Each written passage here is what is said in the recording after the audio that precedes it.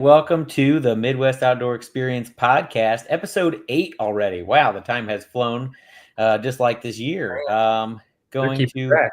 I know, right? I really do. I got this whole notebook kind of keeping me, I'm like an old man. I'm the youngest old guy you'll ever meet.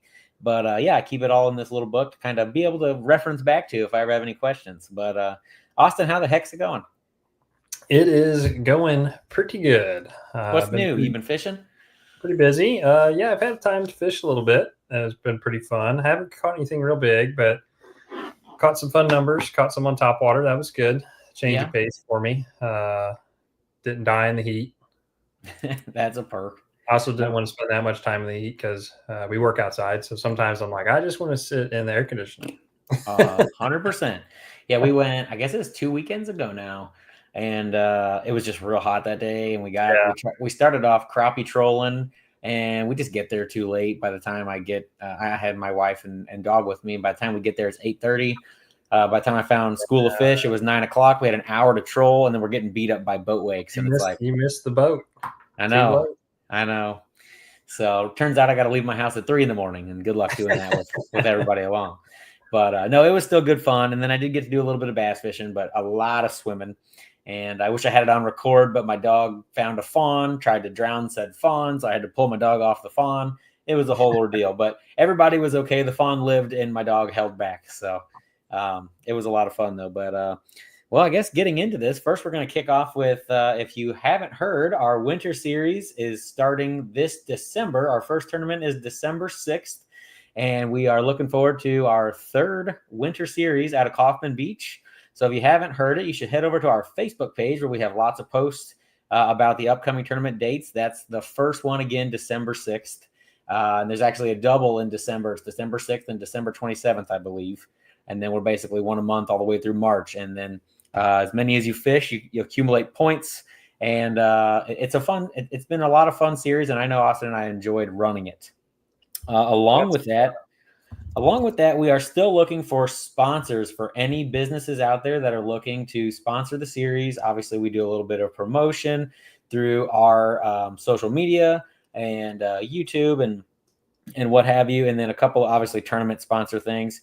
And it just helps the series. 100% of the sponsorship money goes right back to our anglers, and it funds the series. So Austin and I are able to put it on. So if you know anybody with a business, or if you have a business that you want to promote, get in touch with us. Rather it's on a YouTube comment, a Facebook message, a text message. We're pretty easy to get a hold of, and even if you don't like our packages, we can work something out. And we're definitely looking for sponsors. We're doing good. We're getting a couple new ones, and we're excited to have another good series. Yes, sir. Yes, but let's get into the conversation tonight, which we're going to be talking with Rick Fishback, talking a lot about fish and brush, and then kind of the late summer, early fall transition. Yep. So let's get him in here and let's kind of see what he has to say. Rick, how's it going, man? Good, guys. How are you? Excellent. Doing pretty good. I'm tired of this heat. I'm ready for it to lay off. But yeah, that is no doubt, man. I heard you talking earlier that you was swimming all weekend. Man, even the water's warm to be getting in right now. It is. It is. It really is.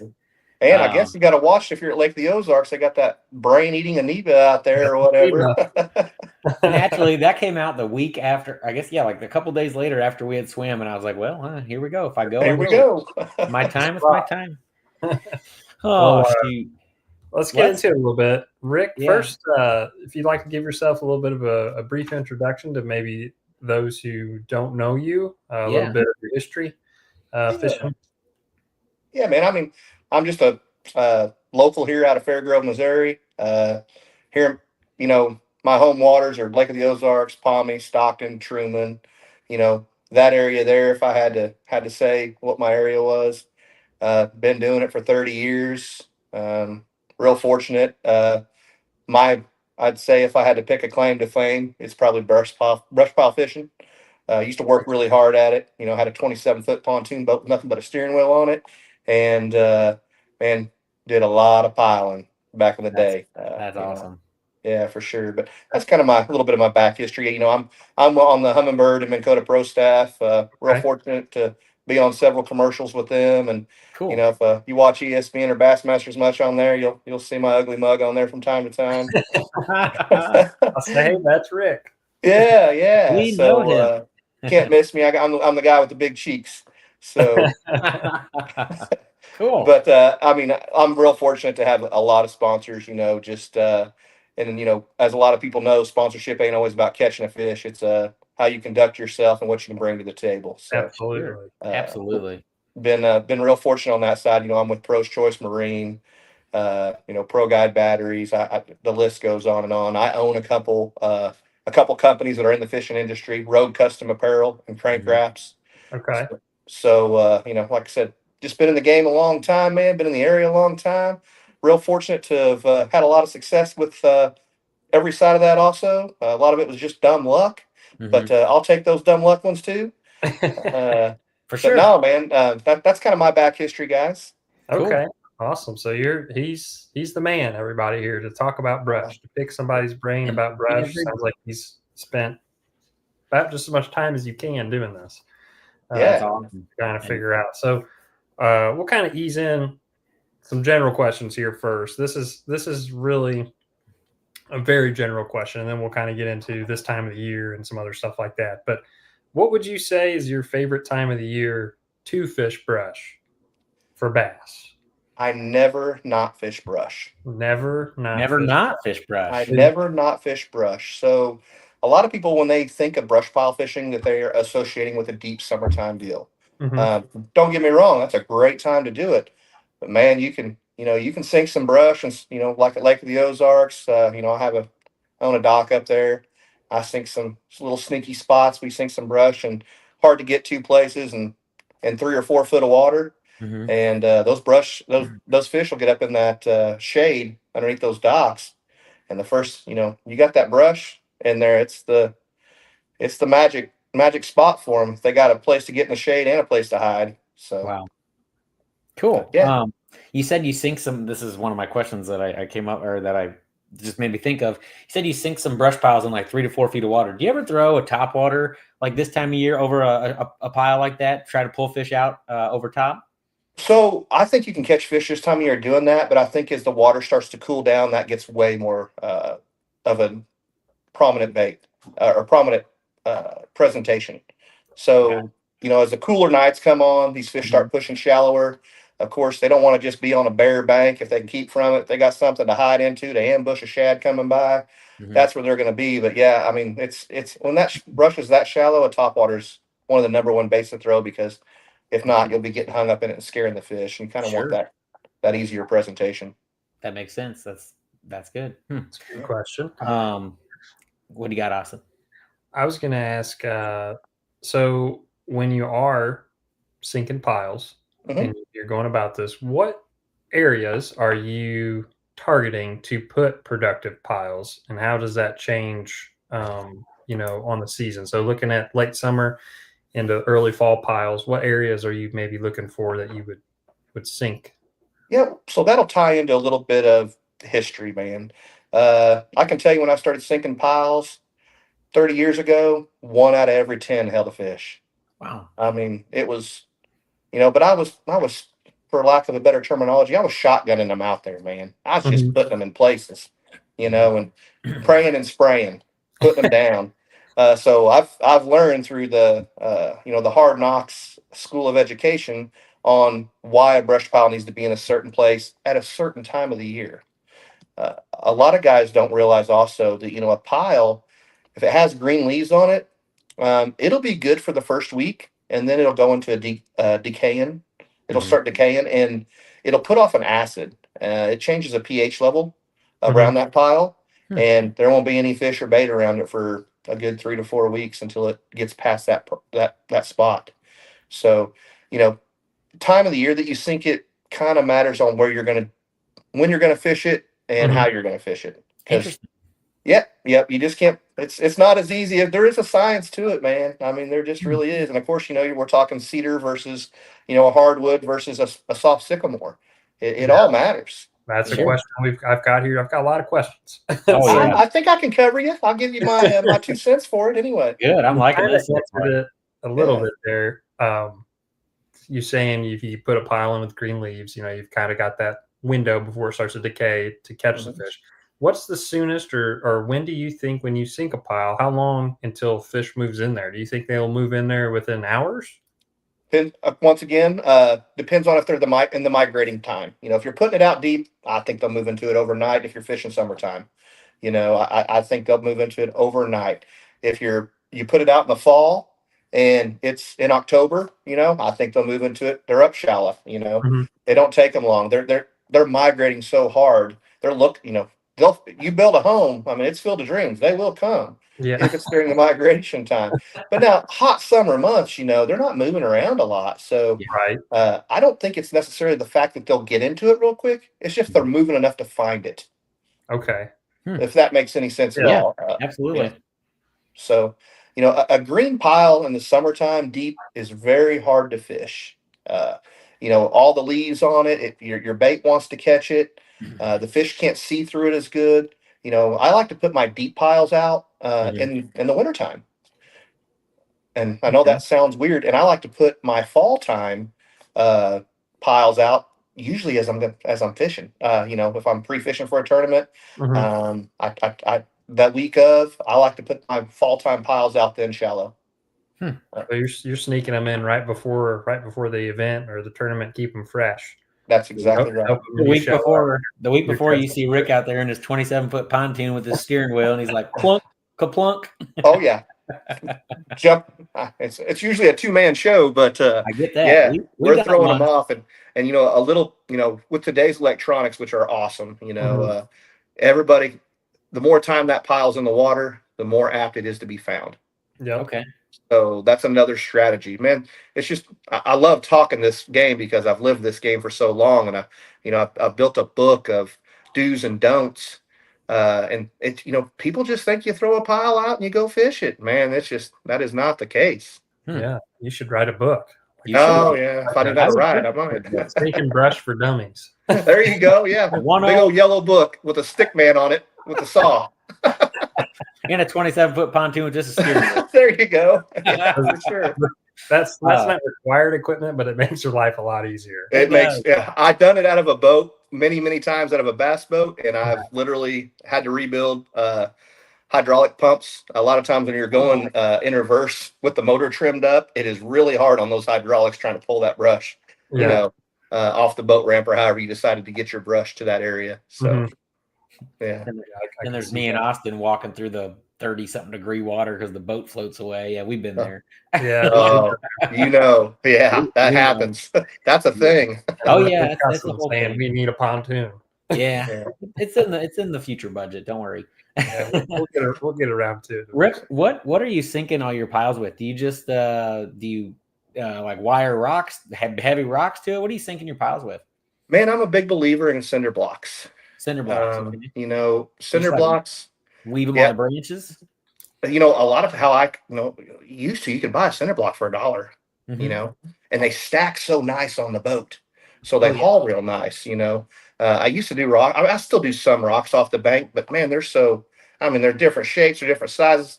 There's nothing worse than going to sink a pile and your rock comes off as it's going halfway down. Yeah. And you're trying to monkey with it, getting it, re-anchored.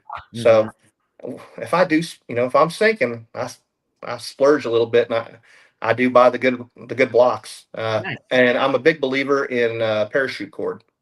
Okay. You do a little paracord with it. All right. Yep. Paracord. It doesn't deteriorate very fast. Gotcha. I don't like to use wire. I think the rust part of it is hard on line. I think it will rust out within a year. Next thing you know, you're wondering why your pile's not there, and you found it 50 yards down the bank or whatever. A lot of times that's because the wire rusted off of it. Okay.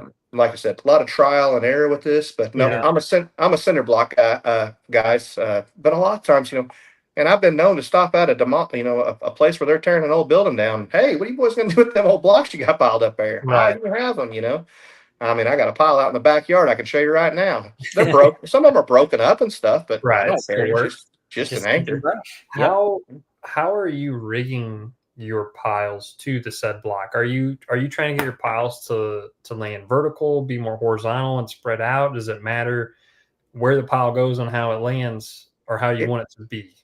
Absolutely. Now, I'll get a little in depth with that for you. This is probably going to be some stuff you guys may or may not have heard of. But so I collect milk jugs all year long also.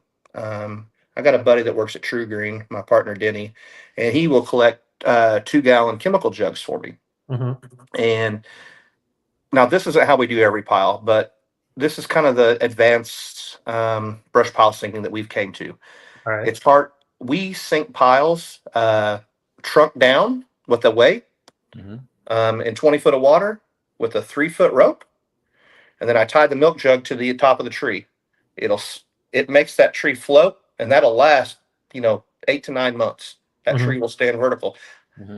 I try to do that for whenever I'm trying to, those are my suspended fish piles. Right. And we'll throw a jerkbait around those. And it will attract a lot more fish. And people don't know why they don't find those piles as easy. And with today's great electronics, we're always trying to find that little extra knack to where nothing's hidden anymore, guys. Right. It's just not. But a smaller pile, skinnier. I trim the limbs up the best I can, sink it trunk down, put the milk jug or the chemical jug on the top with just leave it air, seal it up tight, and it'll float that tree. But that's how I do for my suspended fish in the wintertime. But all my other piles, I always sink trunk towards the bank. And hopefully that makes sense to you. When you're pulling your jig or your worm or your brush hog through it, you're not pulling against the limbs where they hit the V of the tree. You're always getting that. And don't get me wrong. I mean, you can't make it right every time, but you do it as much as I can. You don't like redoing things, so you try to make sure it's as close as right as possible. Well, that makes sense because we've sunk brush and I've never thought of it of where I'm gonna be and fishing it and orienting it to where you don't get hung up as much. Why didn't we think of that? Because we're amateurs, Austin. I mean, we both know that. We're still learning. You think a couple thousand, you learn a few things. See, we're at like maybe 10. So 10 or so at Ozarks. We've sunk more other places. But that's true. That's pro tip knowledge right there. While you were talking, you said jerkbait over your pile. Now, are you seeing a lot of these fish? Now, this is kind of skipping ahead to winter more so, but not necessarily. Are a lot of these fish suspending over the tops of these piles? Are they kind of hovering around the sides? So you're kind of fishing the sides? Where do you mostly see your fish? If you guys have fished with forward-facing sonar very much, you probably haven't fished very many vertical piles, but you have fished regular piles, and you'll notice that you don't really see the fish in the pile. You just happen to throw your jerkbait over it, and you'll see them come up and get it. So most of the time, those fish are in the piles. You don't necessarily see them unless you're crappie fishing. You don't usually see them above the pile. Your big fish like to get in, bury in. Well, with a vertical pile, guys, those fish will sink in it, and that way you throw to the sides of that pile. There's a lot more opportunity to get his attention instead of, going down the side of it versus him making sure he's looking up. I can't make a fish look up all the time, and get his attention. But man, when it's vertical, you have so many more opportunities because, you're at his level at that point when you're fishing it. A lot more opportunity for him to see your bait, which is, of course, more opportunity to catch him. That's a great point. When you're sinking those deeper piles, I know this was fast forward to winter again. When you're sinking that and it's vertical, did you say you're looking for a tree? Say you're putting in 20 feet of water. How tall of a piece of brush or tree are you looking to sink? Are you trying to get that whole column, or are you trying to look for like a sweet spot? Like, hey, I can get my jerkbait, down to, 8 or 10 feet below the surface. I want it to kind of be in that realm. I tell you, I use simple Fairgrove math on it, boys. However deep it is, I divide it by 2, and that's how big my pile is. All right. That's how deep I want my pile. I thought he was about to say Fairgrove math is take 2 cows minus 1 pig. Nope. Graduated from that long time ago. That's funny. Had to nope, sir. If it's a 20 foot depth, I want that pile up to about 10 foot. So nice. Okay. Simple. I like the way you work. You're just simple.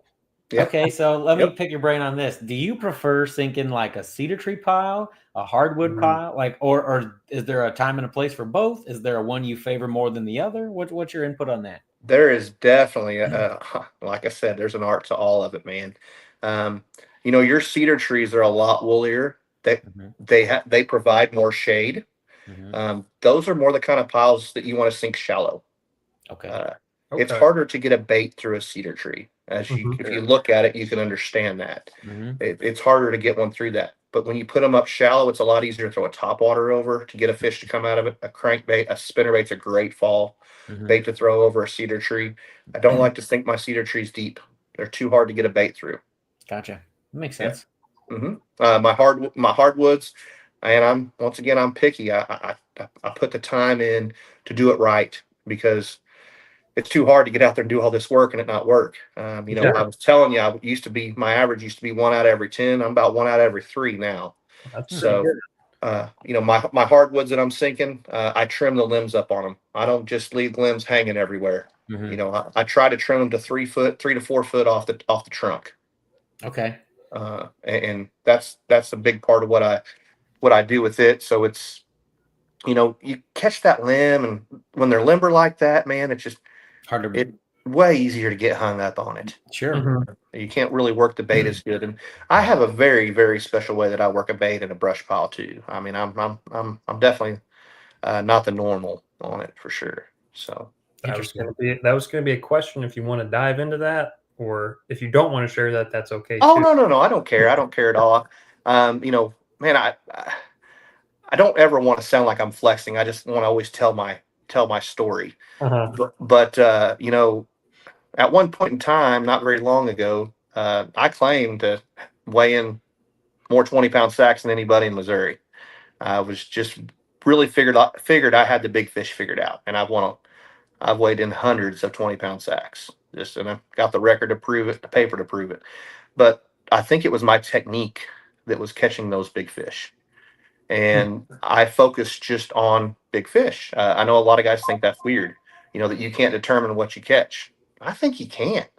I really think you can. And it's all about technique. I never, ever drag anything. I never, crawl anything through a brush pile. I'm a big believer that a big bass is like the king of the jungle, the lion. You go walking by him and he's laying underneath a tree sunning. You go walking by him just all casual, maybe tiptoeing. He may get you, he may not. Take off running, see what happens. He's gonna get you every time. So I'm a big believer in stroking a jig through a brush pile or a brush hog, or of course a hoodaddy. I don't know if you gentlemen are old enough to know what that is. They quit making them a while back, but it was a big old piece of plastic with tails on it, and a hoodaddy caught a lot of fish. But you had to stroke it. It got the big bites. Interesting. Very interesting. Are you that's pretty much year round almost you're doing that, maybe minus the winter?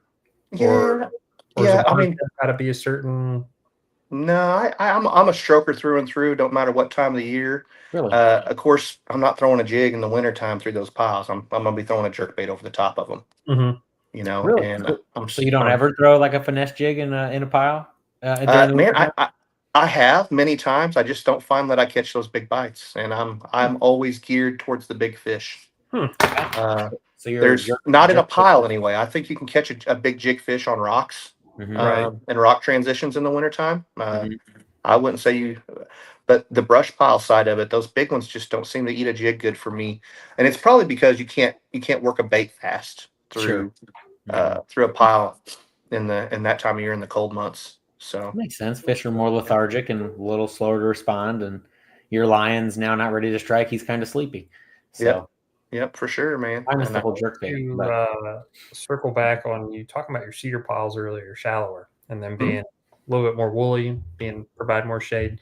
Is there a timeline on those with the cedar needles decaying? Is that about the same, or is that a longer time? Is that not a thing? It is a thing. So cedar, that's not one you want to really put out and fish right away. Cedar needs to be, it's almost put it out the year before. Of course, Christmas is always the best time. We got the Salvation Army, and I got a couple of them here in my backyard in Springfield. You know how many trees they got left over that didn't get used up? I mean, I own a flatbed trailer just for getting cedar trees from the Salvation Army every year that they didn't get rid of. But also there's some town squares that decorate, like Ozark and Fairgrove, they'll decorate their town squares with trees and lights and everything like that. Well, hey, I'm the good Samaritan that's willing to get those out of your hair, get rid of them for you. Have you ever heard of, or have you ever done it with all your brush sinking, burning it to get the greenery or dead greenery or the dead bristles off of it and then sinking it? I've heard guys do that, and I can tell you I tried it one time, Mm-hmm. and it was the biggest mess I've ever been a part of. I can Maybe see the that. second biggest mess I've ever been a part of. I had another mess. It was a mess on sinking brush, but I mean that black stuff was everywhere, boys, I and can only imagine. it was terrible, and you're burning them at the house, and you're loading them up, and you're getting all nasty. You're strapping them down to the pontoon, and then you're grabbing them again when you get out there and trying to sink. It's a mess, man. I'll just sink them early and be done with it. Be Yeah, done with it. Save sounds yourself a lot headache. easier. Now, Yeah. when you're doing your cedars or Christmas trees, a little variety or whatever, are you thinning them out? Are you cutting like holes and pockets in them? Or are you leaving them just bushy as they are?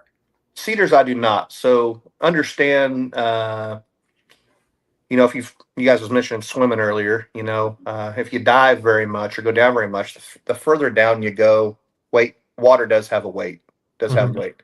And, a cedar tree, I mean, when you go to buy them, they got them all wrapped up, Mm-hmm. they can compress them really tight. Well, it does the same thing when you put it in the water. The water will push a cedar tree down. Gotcha. So the trimming side of it on a cedar anyway, Mm-hmm. man, I haven't found any good need to trim it up because the water is going to compress everything that you're trimming anyway. Okay, so it's kind of, you deem that to be a waste of your time. Yeah. Very good. Excellent. Let's talk a little bit about, and probably might bounce back and forth still with some more brush questions, but whenever you're fishing brush, what kind of rod and reel setup are you throwing for these brush piles? Man, I'm a big 7-foot 7-1 heavy 20-pound test. Mono or braid or fluoro or? I've been a fluoro guy for a long time. I don't want a lot of stretch. I throw 20-pound tests, so you can horse them in. I believe the longer that fish is in the water, the more opportunity he has of getting off. Oh yeah. So, and I'm stroking it anyway, so I get away with big line. He don't get time to look at it anyway. Right, it's in and out of his face. Yep. He's got to make a decision. He's going to get it or he's not, because it's leaving. It's getting out of town. So, you mentioned you throw the jig a lot, brush hog, and then the hoodaddy. So basically 2 soft plastics and a jig. Are there any other baits you like to throw in and around brush? Man, I keep it pretty simple, like you said earlier. Man, I'm a simple man. Those three baits have been very good to me. I don't have to carry a lot of tackle in the boat. Yeah. Once again, man, I'm the lion in the jungle technique. They don't get just a lot of time to see my bait come through, and the reason I'm throwing those kind of baits is dependent on watercolor. If the water's clear, I'm throwing that jig. Because they don't have to get as good a look, to see it. They don't have to get a good look at it. But when the water's a little off color, I'm fishing at night. I want that brush hog or that hoodaddy. It disperses more water. They can feel it. They can find it better. So jig is pretty much daytime clear water, and brush hog and hoodaddy is dirty water or nighttime. Okay. And, now, like I said, once again, real simple. Yeah. What size jig are you liking to throw? Man, I'm a big 3/4 ounce guy. Okay, so you're throwing big jig. Now, are you throwing? Stroking it. Yeah. I'm assuming you're throwing some sort of kind of like a hybrid style head that's not a football jig, right? No, you're correct on that. I of course I throw a custom head. Apex makes a poison head kind of style bait. If you know what a poison mold is, I know. Yep. It's got a more rounder spot where you tie, right? So it gives it that rocket ship shape where it can find its way out of the brush, find its way in. I'm always looking for less opportunity to get hung. I tried to not trim the weed guard much. I'm a little stiffer than most guys on my jig. Once again, I'm using 20-pound test though, and a heavy stick. Sure. I'm gonna whack them anyway. Right. So, but that heavy brush guard on that jig keeps it from getting hung as much. Also, it doesn't matter. You're still going to get hung from time to time, but it's all the little things that add up at the end of the day. Do you have any? Just speaking of get hung up, you have any tips, or what's your best way to get unhung from a pile without maybe ruining the pile? Or do you think, hey, I know there's fish there? Do you just try and break off and cast back in there without going up there? Or?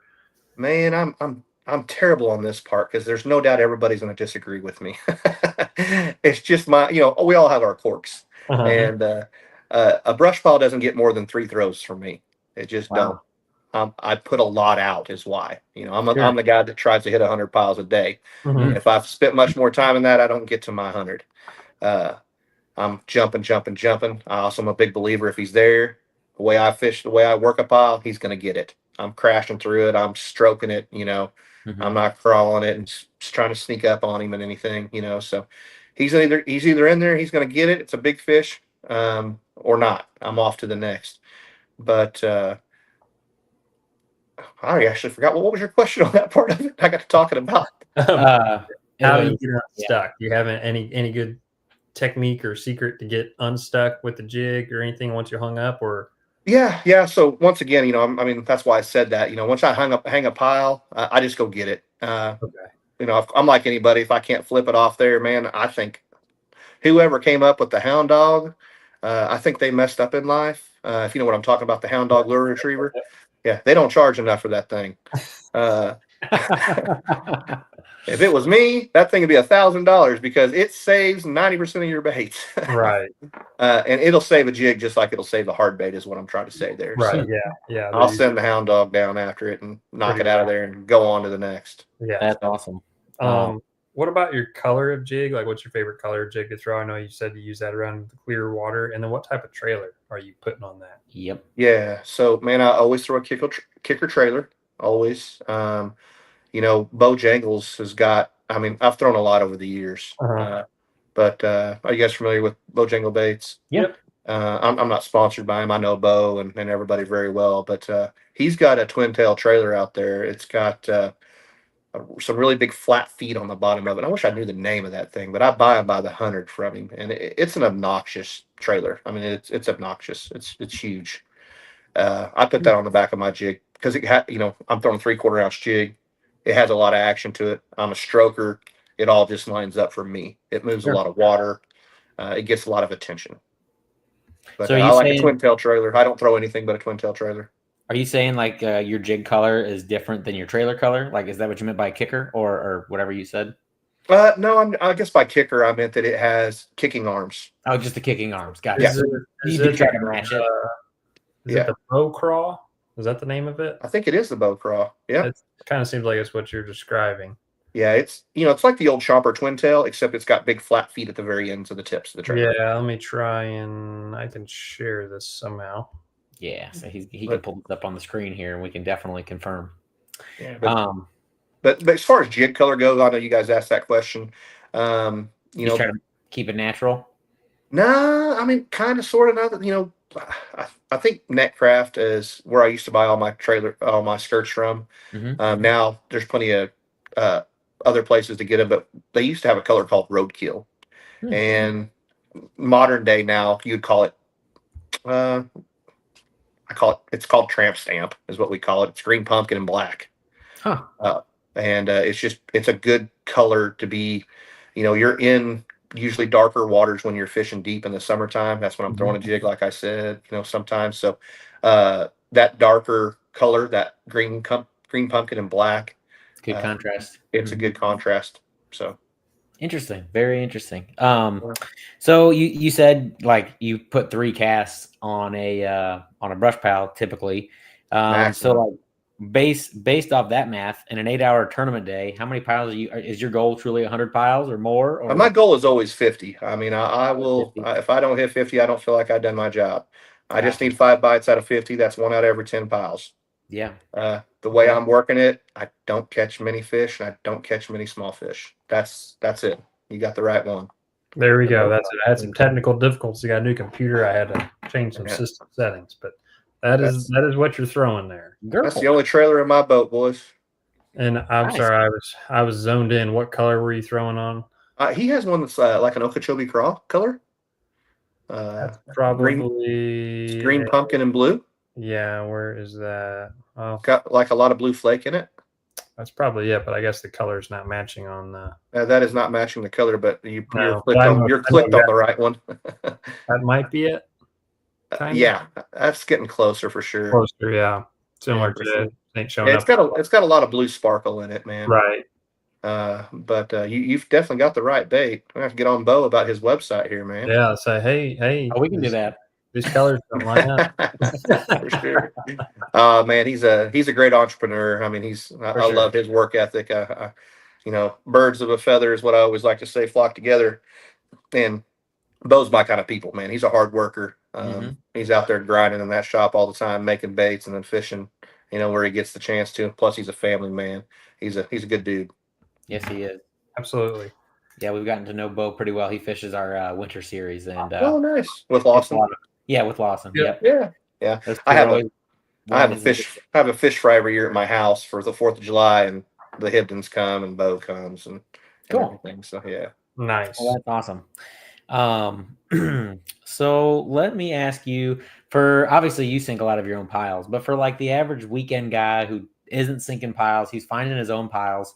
Do you feel like you catch more fish on piles that are kind of alone on an open bank, or more tucked between docks and cover, or does it just kind of depend on, or what do you think on that? Oh man, I think 100%. The further the way a pile is from anything else, the less option a fish has to get in cover, the more opportunity is going to be in your cover.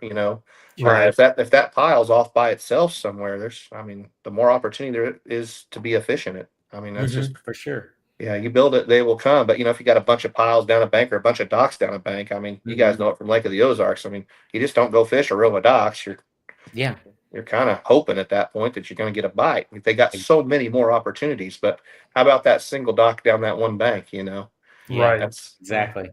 It's looking like a same with piles. So gotcha. Okay. Yes.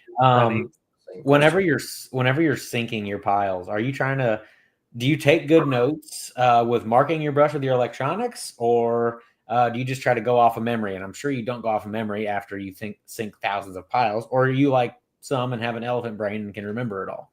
So I'm very funny story. I'll take 2 minutes and tell you, and I'll promise not try to take more than that. So understand, I lived through a lot of change in the fishing industry. So when I started, there wasn't even GPS on graphs. Sure. I was a big fish down in Kentucky Lake guy, Table Rock. I mean, I've always been an offshore guy. So we would always line up, that tree with that tower in the back, and you always had to have a triangle compass on it. And then, then we're going to line up this church and maybe that rock on the bank. So that's your 2. Your 3rd was how deep your water's in, how deep the boat is in, to be able to get to that pile. So brush piling at that time, I was lucky to be able to hit 7 to 8 piles a day, doing the triangle technique. Of course, I had a lot of other things, and that's probably what really mostly got me into stroking a jig, is I was having to cover water so much to find that pile before we had, GPS or forward facing sonar or anything. But as time progressed, so did I. I mean, I still had 1,000 piles out then, and believe it or not, I still remembered how deep the boat needed to be put in every one of those piles. I still remembered most of my triangulations to get lined up on that pile. I claimed at the time to be the best at it. Like I said, whether I was or not, I was still claiming it. But man, I was, I've won 14, 15 tournaments in a row, and a lot of it was being able to do that triangulation. Now, a lot of people think, oh man, he's smart. He's got that weird brain. Well, man, how many songs do you know every word to? When you enjoy it, it's funny what you will remember. Yeah, that's true. It just is. So anyway, that's how I kind of started with it. And then GPS came out, and I was one of the first guys with it. Real fortunate. I was marking piles, putting waypoint, It didn't take me very long to figure out, hey, dummy, quit marking the brush pile. Mark where the boat needs to be. Then I could just park the boat on the waypoint, start fishing. It took me a year to figure that out. And when I figured it out, it clicked. I was like, man, that was stupid. What was I doing that whole time? There you go. That's a great tip. But now, I don't even use waypoints much anymore, man. With forward facing sonar, I just got to be in the area. Right. You almost can just drop a general pin now of brush. Well, it used to be a thing with me that I had my pontoon. I always made sure had the same connections as my bass boat. I would take when I sunk those brush piles, I would mark that waypoint on the pontoon boat. Then I'd take that graph off and go to my bass boat, and I'd already have it there. So back in the day, that's how it went. Now, when I take the boat out and sink brush, man, I don't ever mark it. I just know where it is. I'll be back next week. I'll mark it when I get around it. Right. So much easier to find a pile than what it used to. Like I said, we used to have to stroke for it or throw a DD22 filling around. It's got to be right there, type deal. I know I'm in 22 foot of water. I put that brush pile in 12 foot on this section. The slope is only so much. So, I mean, there was a lot to it, before electronics came out. A lot of work. I'm an electronics fan. It's made my life easier. It's made a lot of people's lives easier, but no, the times have changed. I've seen a lot of change. So, speaking of the electronics, how hard are you looking at your electronics when you're fishing these piles? It was like you find the pile and you start fishing kind of off your triangle, or are you watching your jig go down or your bait go down and you're kind of watching it the whole time, or how focused in are you on that forward-facing sonar? Man, I am still not I don't want to say I'm not a big forward-facing sonar guy, but I don't depend on it. Sure. If I see that pile one time as I shine, I don't need to see my bait. I know how I want to work that pile. I'm a stroker once again, though. Yeah. I don't care if I see the fish react to it or not. I'm going to keep it going anyway. Right. So, in my crazy mind, I feel like I know how a big fish wants it and sees it, and that's I just keep to it. Keep on Good it, man. question on the screen. Awesome. Awesome. Yeah. It's actually one of my questions. Go ahead. How far are you setting up from a pile when you're fishing those deeper or more offshore piles? So I set a range ring on my Humminbird graph on the mapping side of it, and I set that at 40 feet. And I always try to keep the boat in that ring, on that ring. So 40 feet is the answer to that question. Okay. That's how far I like to set up on it. Does that change when you're fishing shallower piles at all? Yep. That was my question. Of course it would change as I fish in shallower piles. I'm a big believer. The faster you have to move your bait, the further away you ought to be from that pile. So less fall rate. So I'm probably going to set 50, 55 foot away from a shallower pile. Okay. Good. That's very good. Good question also, by the way. Yeah, who was that? I didn't get to see. Gage Blanton. Gage Blanton. Nice. Thanks for your question. Yeah. Let's see here. I was going to ask a little bit about some piles. Well, first, I guess, let's talk about a sunny day, Rick, versus a cloudy day. How does that change how you're fishing? It definitely does change, guys, and a lot of it really is changing color. So, I talk about off the jump sometimes to people when they're talking about brush pile fishing. When I mean off the jump, the first pile you stop on of the morning, off the jump when there's low light conditions, just like a sunny day or versus a cloudy day. Man, that's the only time I change my colors up is off the jump or a cloudy day. I like to darken all my baits up, a black brush hog, red flake, something of that case. I put it, that's one of the few times I'll change the trailer on my jig. I don't never change the jig color, but I will change the trailer color. Is on a lower light condition situation. I believe, you get more of their, the contrast, as you guys like to say. They can see the bait a little bit better. But I will say, off the jump, you can still fish that pile like you would normally. Those fish will usually be down in it or around it. And another reason is why I stroke a jig. I'm not just fishing down in that pile. I'm jerking it up over at 3 or 4 foot. So I'm covering suspended fish and I'm covering fish inside of it. A lot of people, middle of the day, a lot of those fish will bury themselves up in it. And, a lot of people change the way they approach that pile then. They really try to get their bait down in it because the fish are buried up in it. But no, I mean, that's the only thing I would change is, the color of the bait versus high sun or low sun. Okay. And then another question that you kind of mentioned here, I just want to get specifics on, is when you're saying you're stroking it, exactly how much are you? Like, are you really ripping that thing? Like I don't want to say as much as you would a spoon, but I'm not far off. Okay. So it's got to be a control. It's got to be a controlled, stroke, guys. You got to be able to catch up to it. It's a pop and then a pop is how I do it. Pop, pop, pop. Yep. And that first pop is a short pop to make sure he's not there from the pop before. Smart. If that makes any sense. Because a lot of times he's there and you went to pop it and you felt him, you're halfway up on your, on your stroke, and you mess that up. So that first pop's a short pop, and the gun's cocked. And then so on the it's end a of short that, pop, and if he's not there, then it's a pop, and that's those two pops get it up off the. Okay. And basically, by the end of that, you're letting it sink down, and once you hit bottom, you're popping again. Pop.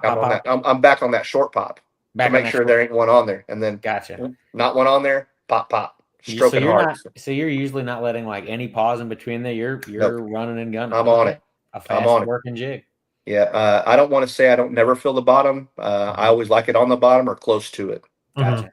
Like I said, once again, man, lion in the jungle. I don't want them having any time. They got to make a decision. I like it. Yeah, you're making it move. Yeah, for sure. I like that a lot. So I don't know. Did you fish Lake the Ozarks much this past winter by chance? Yeah, I won the Cops and Bobbers tournament. I think it was in October. Okay, that's actually coming up here September 6th, I think. Yeah, I knew it was right around there. He's had 120 some boats. Me and Chad Devers, we won that thing. Cool. But I don't fish a ton for bass. I used to in the winter a lot. Man, one of my second passions is deer hunting, and I get it. Man, that winter fishing gets in the way of my deer hunting. You're like me. So I say that I pick it back up in January. You go. There you go. Me too. Yeah. I go incognito, and you don't see me for a while till my tags are filled. But where I was getting with that is, so I didn't know if you did any fishing basically during the winter at all. For a lot of people, I don't know if it was the shad kills, kind of up for discussion. We had some discussions earlier in some of our podcasts with kind of what happened this year. There was a lot of people fishing brush. The A-rig bite was different. Everything was just different. And it was a little bit tougher. And my question is, when you get, and I know you kind of said that you're hitting these piles, basically 3 casts, your big jig, big brush hog, whatever. Now this is different. So wintertime, you did say you're a little more jerkbait. Do you ever do more of a finesse bait, such as like a drop shot, when these fish are being a little bit more finicky, and you like see them in the pile and you know they're there and they're just not giving you that attention? Do you ever mix it up on them? The only thing I'll mix up on that is the size of my jerkbait. I'm a mega bass guy through and through. I've been with them since 2000 when they first come out. Oh, wow. So I'll switch that up to everybody throws a 110 plus 2. When it gets tough, I've won my fair share of winter tournaments. Don't get it mistaken. But jerkbait was my favorite time of the year. But I found when it got tough, I could throw that X80 trick darter that Megabass makes. Of course, that's an 80 millimeter versus 110 millimeter. It's considerably smaller. I did find, downsize the line. All those little things that add up at the end of the day. I found when it was tough, you had to downsize that stuff, and you may have to let it set a little bit longer. Of course, winter fish are way different than summer fish. You do have to get I don't want to say slow down, but you could definitely downsize in your bait. Gotcha. Austin, you got any more on that topic, or not on winter, but I do have it. We'll talk more about your baits you've been throwing. We talked about the jig, brush hog, kind of those style of baits, that you're stroking. But you mentioned maybe throwing some crankbaits and spinner baits and stuff like that, some moving baits around maybe some of those shallower piles. Is that true? You're normally doing that around the shallower piles? I am doing that in the shallow time, and I'm doing it in the fall for the most part. I quit fishing there about mid-October, but man, it's getting ready to be prime time in the next week or two, and I'll go as hard as anybody. I'm fortunate enough to have a house at the lake, and I'll be there for a month and a half, and I'll fish the Toyota series, and I'll be in the BFL and everything, and all the other, Warrior Williams, Cops and Bobbers. I'll be right in the mix of all of them, and I will be focusing on shallow piles. A lot of that will be shallow piles, and it depends. Of course, time of day. It depends on how far back the shad are, on what piles I'm fishing, which will determine on what I'm going to throw. I do throw a square bill a lot, and I do wake a spinnerbait a lot over those shallow piles. Okay. when you're doing those type of things, how many casts are you giving to certain piles? Are you kind of looking at different angles, or are you pretty much just ramming, jamming? And I'm ramming, jamming. If it got more than 2 for me, I was feel like it's something. Maybe I didn't count the first one. So okay, so you're the fish just need to bite. Yeah. You're like, if you're not biting, I'm moving. So, two years ago, I think, it was 2 or 3 years ago, I won the Joe Bass Championship up at Truman Lake. Me and Blake Felix, we were fortunate enough to win that, and we were running and gunning shallow brush that day, and that's what we was doing. We was waking a spinnerbait and a square bill. I don't know that we even caught any fish dragging or any kind of slow bait that day. We was burning shallow brush. So you think you'd probably consider yourself a power fisherman? Yeah, there's never, unless I'm crappie fishing, I don't own a spinning rod, an egg beater. So, yeah. But I mean, I don't knock it, guys. There's a lot. What I'm saying has been proved wrong nowadays too. Yeah. I am a little bit of a dying breed. I'm one of the old heads. So. That's just your style, though. But it works. Yeah, for sure. Now we talked a little bit earlier about piles, and it sounds like more the isolated pile is better versus a group. You can consider that even around docks, I guess, because that's what they have to go into versus everything else, right? Now, when you're talking about that, how does the size of the pile play? Do you think you've got better success with smaller piles just because it's harder maybe for people to, number one, see them and target them? And do you think, like you said, you kind of got the king of the jungle mentality of the fish? Do you think that those bigger fish, hey, this is my pile right here, and it's a smaller area, and they can really kind of safeguard that versus having a real big pile? Yeah, so definitely when I first started out and was in my learning days, man, I thought the bigger the pile, the better it would be. And I have learned over time, man, the smaller the pile, the better the opportunity. Because it don't get more than 2 or 3 casts from me anyway. So obviously, the smaller the pile, the better. The more opportunity he is going to be able to cedar bait, the smaller the pile in that situation is better. So I'm a small pile guy now, and not only that, but the tuner only holds so many piles, boys. Tuner, I love it. So the smaller the pile, the more piles I can put out because I can load the tuner up heavier. You only need one cinder block. That's the secret. And that's true too. Only one cinder block. How big is a small pile? There you go. That was my question. Depends on the depth of the water. Okay. Yeah. 10 feet. Simple answer. Yeah. Well, remember my equation there on water depth. That's right. Let's get the cow out. Let's measure. That's right. Yeah. Sometimes you got to get 2 cows out. That's right. And sometimes it's a cow and a half. So cow and a brisket. All right. That's right. So depends on the depth of water, guys. Depends on what time of year I'm putting that pile out for. Gotcha. I can tell you I err on the side of small most of the time though. Okay. And a lot of that is just I don't throw a lot to them. They get 2 or 3 casts from me, I'm gone. I can versus putting 10 piles on the tuner, maybe I can put 30 piles on the tuner. Sure. I get a lot more bang for my bucks out of smaller piles. So you said here in like a week or 2, you're going to be heading to the lake and doing pretty hard fishing. When you get there, do you have plans for this fall to sink a lot of brush right out the gate and sink it green and start your fall fishing like we kind of talked? Or are you just kind of going back to old piles right out the gate and know your spots? I've got a rule, and all my friends that fish with me know my rule.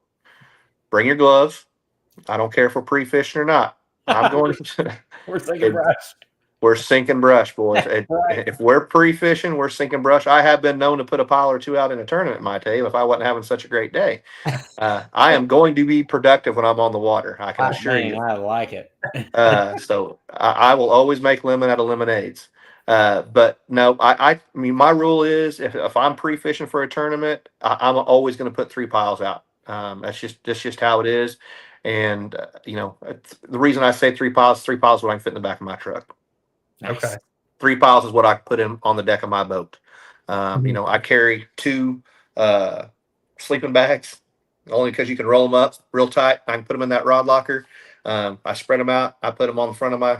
I get a new boat every year. I don't want to bang that thing up, so I unroll those sleeping bags and I pile my 3 piles on there, or my 1 pile at a time, depends on what depth I'm sinking them at. Throw my 3 cinder blocks on there, and whether not very often do I ever put them off the jump. It's usually at the end of my practice day, whatever. I'll pick 3 good areas out that I liked during my pre-fishing day, and then get back to the truck, and it's go time. Let's get them out, get them loaded, and get it done. Well, everybody fishing our winter series this winter will now see Austin and I with 3 piles on the front of one of our boats. And,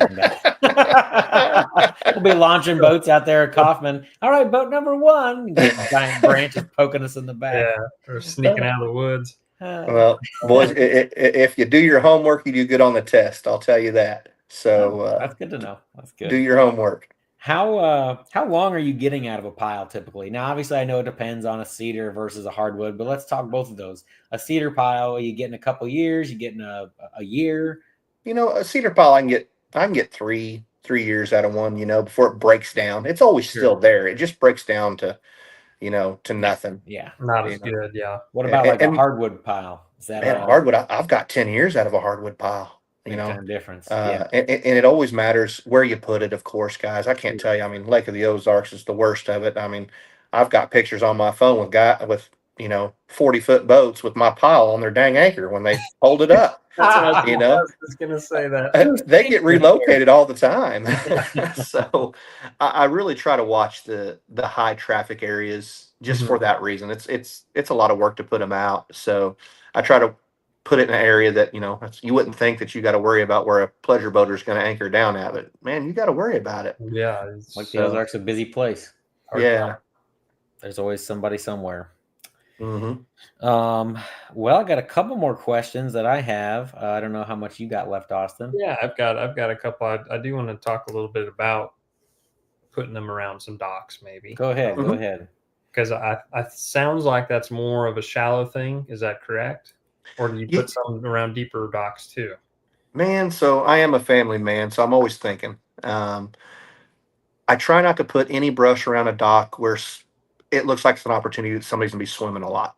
When I put brush around a dock, I don't want to put it around a deep dock in case somebody's out there swimming and jumping off of it and hitting it, or have an opportunity to get tangled.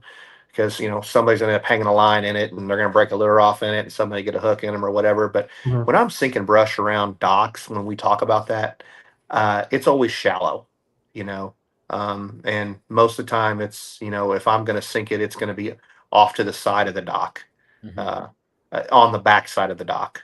Okay, on the shallower side. Yeah, on the shallower side. Yeah, okay. There's plenty of cover up underneath the dock, but I like to be on the back side of it. I try to put it in sneaky places it's hard to get to. I ain't got no problem getting out in the water and pulling a pile where it needs to be. Okay, but I also want to be respectful of a dock owner too, though. You know what I mean? Right, yeah. So I don't sink much for shallow fishing down on the low end. More of the party side. I don't want to say party.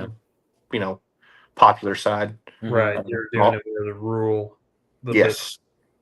Out in the woods a little bit more than that. Okay, that's good to know. And it doesn't sound like it sounds like you're more or less put in areas that are harder for people to get to, rather than it's not like you're really trying to focus on the sun angle or anything of what part's going to be shaded. More or less, it's just let's get the pile in here and the fish should be in there. Yeah, of course, you always want to try to get it around some kind of cover, the walkway, backside of the dock. Shade does play somewhat of a role there, but I definitely want to get it where, I love to skip. I mean, that's one of my favorite things to do because there's so many times we catch these fish on the hose, on the lift in the front of the tuner or the boat. And man, I'm the guy that can start at the motor and get it to the front of that hose and pull him out of there. So I like to put him in those hard to reach spots. Lot less opportunity. I mean, Lake of the Ozarks she's hit hard. There's a lot of tournaments. You got to start. You have to factor that kind of stuff in. You want to put one out there where everybody can hit it. Everybody's going to hit it. Yeah. So, absolutely. What's your favorite part of the area, or what's your favorite area / part of the lake to fish? Are you mostly fishing when you're at Ozarks? Man, Lake of the Ozarks, if it's cold, I'm going to be down low. Okay, down the lower end. Yep, down the lower end. As the water starts to warm up, I start migrating, just like the fish do. Yes, sure. Sir. We had yep, conversations I start migrating. about that. Yep, I start heading. I mean, you just take it as the water warms up. I start climbing in mile markers. Sure, you follow it. Yep. All right. Well, another question I got. We've been asking everybody. First of all, I guess I should ask you, how many times a year are you fishing Lake of the Ozarks? You had to put a number on it. You know, if I had to put a number on it, 5 years ago I was fishing 40 to 50 tournaments a year. Okay. But now understand, I know everybody thinks, whoa, that's a lot. It is a lot. But understand, we have a Tuesday nighter, we have a Wednesday nighter, we have a Thursday nighter, we have a Friday nighter. Then the weekend comes on. Yeah. So, we have a lot of opportunities in tournaments. Plus, my home waters are bigger than Lake of the Ozarks. I've won most of my plaques on the wall are from Palm de Terre and Stockton Lake. Those are big waters that I've fished a lot of time on. But 40, 50 tournaments a year. That Wednesday nighter a couple of years ago, I mean, we was drawing 60 to 70 boats a night. My Cedar money was involved. My nitro money was involved. I can't tell you how many times in a 3.5 hour tournament I won 7 or 8 grand. Wow. I maxed the Cedar money out every year.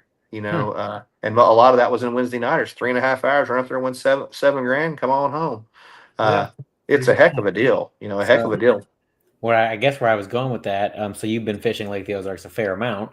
So we've been asking everybody we've been talking to, if you had to give Lake of the Ozarks a letter grade for its overall health, what would you give it and why? In the current state it's in now. Yeah. I'd probably give it a B-. A B-. Why? Why is that? I would say because of the shad. We have had, everybody. I guess it depends on what we're talking about. I think it's got a lot of fish in it. As far as catchability, I think it's a lot. That's where I would give it the B-. We have so many shad hatches now. It used to be shad would spawn a couple times a year. Then it seems like them shad are always spawning now.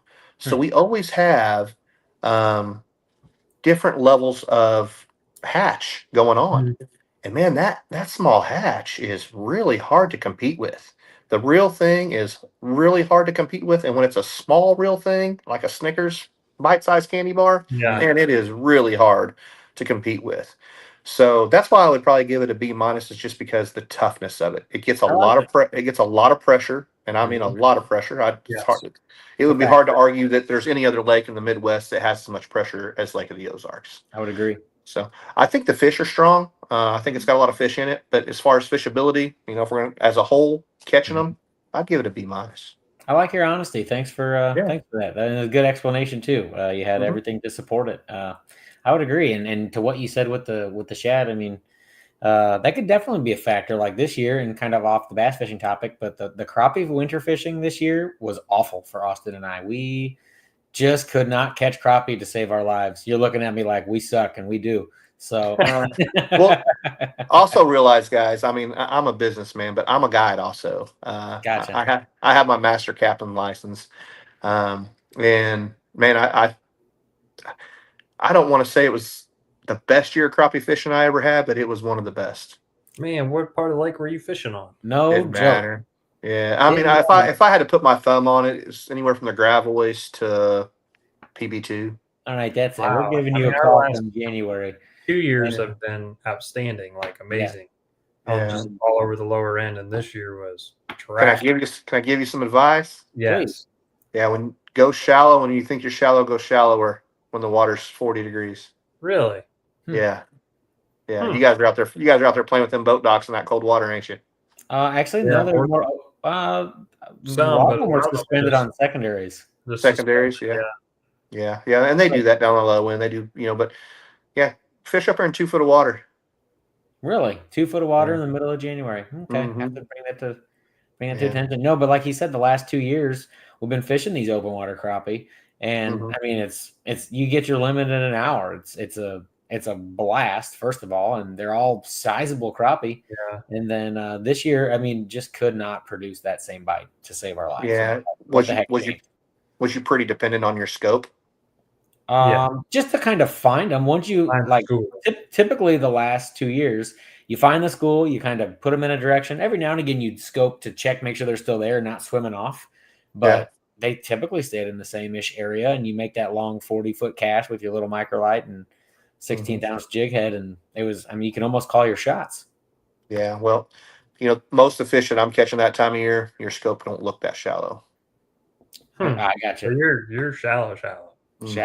Even on on a lot cleaner water, or are you looking for water with a bit of color? Oh, even the cleaner water. I'm down low, just where you guys are catching them. Really? Hot dang! I got a lot of days in the winter. Yeah, we'll have to give it a whirl. Let's see. Okay. I'll be interested to see this winter though, if it's been like previous winters where they were just. I mean, it used to be like if you didn't have your crappie limit in like 20 minutes, you're like, wow, it's a slow day. and I would agree with that. I didn't catch fish where I normally catch them this last year. They didn't stack up for me as good on the secondaries like they normally did. Yeah. And the ones that did, I couldn't get to bite. Yeah. But for 20 years, I've caught certain areas of the lake. I've caught them in 2 foot of water. I do it on almost all the lakes. Of course, not Table Rock. There's no fish in that lake. But over at Palmy and Stockton and Truman and stuff, man, for 20 years, I've caught those fish in 2 foot of water in January.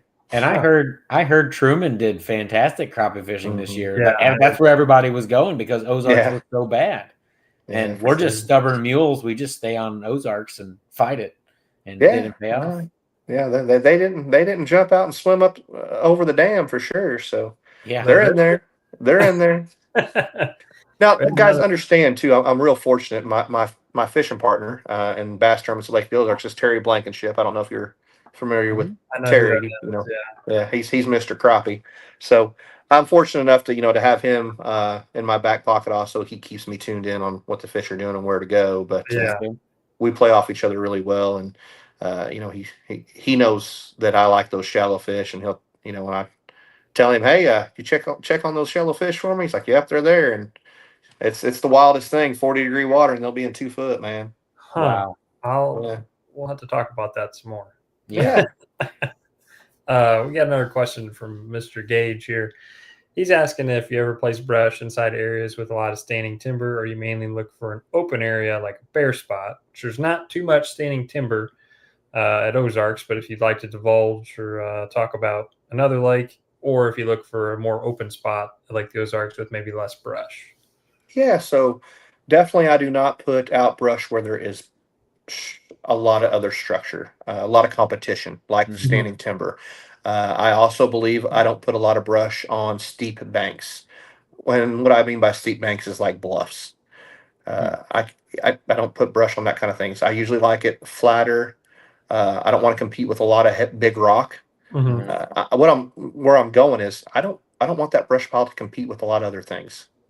Makes sense. You want it to be the main cover. That's that's why I'm putting it out there because there wasn't nothing there for them. Okay. Interesting. Good. Another good question, Gage. Thank you very much. Sure. Well, other than that, Austin, I don't think I have too many other questions for Mr. Rick. No, I don't believe so. You did a fantastic job. You've got a tremendous amount of knowledge for season. Oh, thank you. Thank you. And, you've been around the block. You've got the practical side to back it up too. So, well, I appreciate you guys having me, and I love sharing knowledge. So, man, maybe one day this winter we can get out, boys. I'll show you them shallow fish. We would love it. 100%. 100%. Other than that, we're almost to the hour and 10 mark. So Rick, we're going to be respectful of your time, and we're going to kind of close this down, I think, and put a bow on it. And just want to let everybody know we'll be doing another one of these podcasts in September. I'll be watching our social media for announcement on the next podcast. Also wanted to let people know we've had a couple of people already starting to pre-register for tournaments. So we just thought it'd be fair to let people know that if you want to pre-register for one of our winter series, you can already do that. You go to our website. There's only been a couple to do it, but you all get your boat or your boat number saved. And then later there's ways to win special prizes for basically door entry prizes for being pre-registered, and we just pick random numbers. But other than that, actually I did have one more question. Rick, I know you said you're a deer hunter, but Do you have any plans to come try to fish one of our winter series?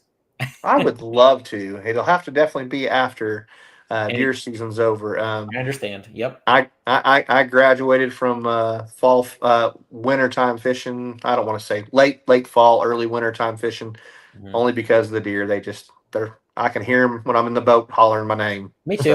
Me too. It's painful. It's painful. Yeah, but I would love to come fish your guys' circuit, help support it, and come visit and see how it's ran. So absolutely. Yep. And then whenever you kick our butts, we'll go crappie fishing to ease the pain. Hey, there we go. Yeah, yeah. Won't take us long. We'll go out right after the tournament. Perfect.